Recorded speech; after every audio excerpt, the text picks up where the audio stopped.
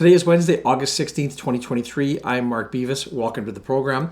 On today's show, the latest CPI numbers are out, and if you are a grape lover, it's good news. We'll look at those numbers. Also, the Chinese economy is showing signs of slowing, and we wonder what impact that might have on the rest of the world. Plus, we have earnings from Home Depot. We have earnings from Suncor. If you rent office space from WeWork, you're not going to want to hear the latest news about them. And there's a new player in the EV space. Should Tesla be worried? Let's get started with today's news. The latest numbers for the Canadian Consumer Price Index are out, and they see CPI rising 3.3% year over year in July, and this follows a 2.8% increase in June. On a monthly basis, CPI rose 0.6% last month. Let's take a closer look at some of the biggest changes in the report. As has been the case recently, the mortgage interest cost had a huge impact on headline CPI, rising 30.6% year over year. And this definitely remains the largest contributor to headline inflation. Gasoline prices fell 12.9% year over year in July, and this follows a decline of 21.6% in June. And if you exclude gasoline from that headline number, CPI actually rose 4.1%. Natural gas prices dropped 15.7% in July. Now, I feel bad for our Alberta friends. They saw an electricity price increase of 127.8% year over year. Now, on a sort of positive note, grocery prices slowed the pace at which they were growing. They rose 8.5% in July, so it's still not good, but it's better than it was before. The number compares to a 9.1% that we saw in June of this year. As I mentioned in the introduction, if you're a grape lover, last month I reported that grapes had risen 30% in the month of June. While all is okay, they were down 40.9% in July. So we're all good from the grape perspective. If you're a traveler, you're going to welcome the good news that airfares were down 12.7% compared to a year ago. You might wonder how these new numbers are going to impact the Bank of Canada's decision onto whether they should raise interest rates again.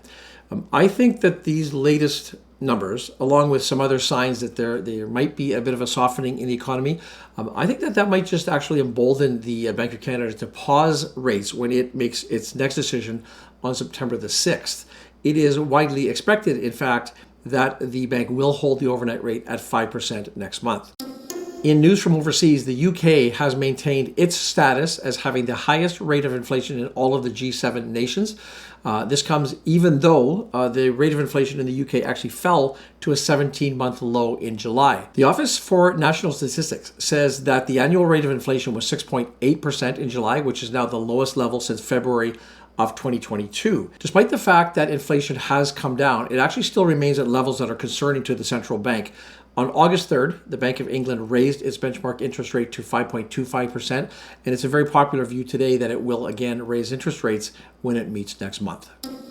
News out of China show discouraging data and raises concerns about not only the Chinese economy, but the global economy overall. It was generally expected that as China removed all of the anti-COVID restrictions that had been in place for so long, the economy would make a strong recovery. But that recovery seems to have faltered recently, and the People's Bank of China made a surprise cut to a key interest rate on Tuesday. It cut the rate of the one-year medium-term lending facility loans from 2.65% to 2.5%. Now, we have seen a spin-off effect of the news coming out of China here in North America, with all of the major markets pulling back so far in the first 2 weeks of August. U.S. consumers, though, they're fighting back and showing few signs that they actually plan to slow down on their spending. I recently reported on this channel that the U.S. credit card debt had surpassed $1 trillion for the first time ever. And you just have to wonder how much of this increasing debt is actually helping to prop up the economy and how much depth there is to it. It's sort of like a double-edged sword, I would say. It's nice to see the economy growing and pushing back against this long predicted recession. But at the same time, it also raises the prospects that the U.S. Federal Reserve is going to have to keep interest rates higher for longer. Home Depot has reported its earnings for Q2 2023. Revenue came in at $42.92 billion, which is down from the $43.79 billion for the same period last year. Net income was $4.66 billion, down again from the $5.17 billion a year earlier. Now, obviously, for a company like Home Depot, the drop in demand for do-it-yourself projects that we saw spike so dramatically during the pandemic, that's got to be a real concern. Their chief financial officer, Richard McPhail, he confirmed this concern in a comment earlier in the year where he mentioned that 2023 would be a year of moderation, and he tried to tamper down investor expectations with the company here. Now, CEO Ted Decker, he says that sales to both professionals and DIY customers fell from a year ago, and he cited a huge backlog of jobs that stocked up during the pandemic. That backlog has now dropped. Suncor also reported on Tuesday, and it said that it earned $1.88 billion in the second quarter of 2023. That's down from approximately $4 billion in the same period last year.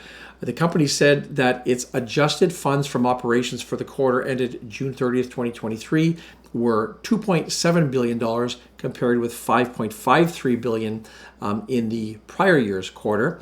Included in this, they note, is a $275 million restructuring charge last quarter that's related to its planned job cuts. In June, the company announced that it would be reducing its employee headcount by around 20% or 1,500 people.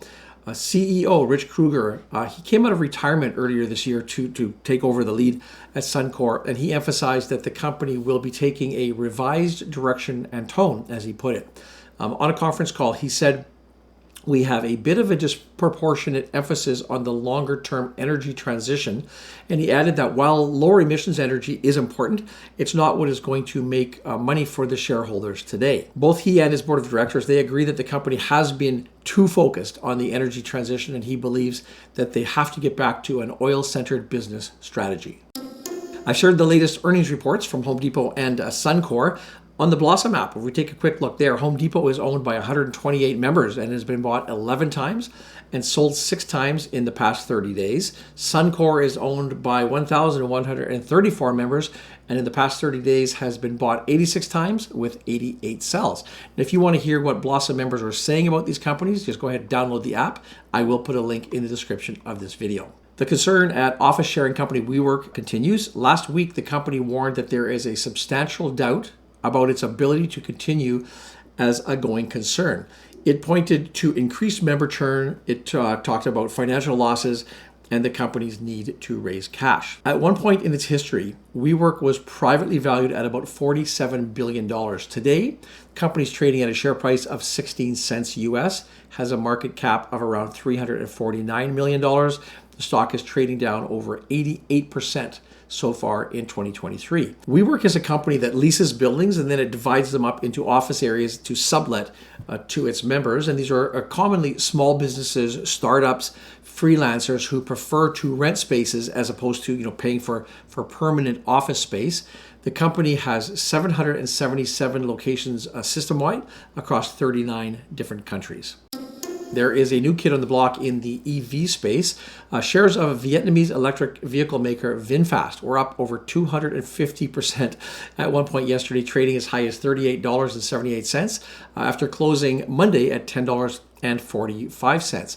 Now, at its peak, Vinfast's market cap was over $86 billion, which is more than Mercedes-Benz, BMW, Volkswagen, and so on down the line. In fact, the only automakers as of yesterday with a higher market cap were Tesla, Toyota, Porsche, and BYD. So who are these guys, you might ask? Well, Vinfast manufactures and exports e-SUVs, e-scooters, e-buses across Vietnam and North America, and they're also planning to expand into Europe soon. On July 28th, the company broke ground for the construction of a new EV manufacturing site in North Carolina, and this is their way of demonstrating their goals for their global expansion. As of June 30th, Vinfast had 26,000 EV reservations and 12 showrooms open across the globe. Global EV deliveries for the first half of the year were only 11,300 vehicles. I'm not sure with those numbers that Vinfast has Tesla shaking in its boots, but on Monday, Tesla did launch cheaper variants of its Model S and Model X vehicles, each of which have shorter driving ranges. As an example, the Model X SUV will have a driving range of up to 269 miles. And that compares to the more expensive versions that offer ranges of up to 348 miles. The goal of this change is to appeal to customers who like the EV idea but are put off by the higher price tags of the Teslas. It is expected that the new vehicles will be available for delivery sometime between September and October of this year. Tomorrow, the U.S. Fed will release its minutes from its most recent meeting, and that's always predictive of where they might be going with interest rates. Cisco and Target both report tomorrow. On Thursday, Walmart will be reporting, and then on Friday, we have Palo Alto and John Deere also reporting. I will be back on the program in 2 days on Friday with Brandon for our live session. As always, I thank you for watching this video. There is a link to our Investing Academy in the description below. I'll see you in a couple of days.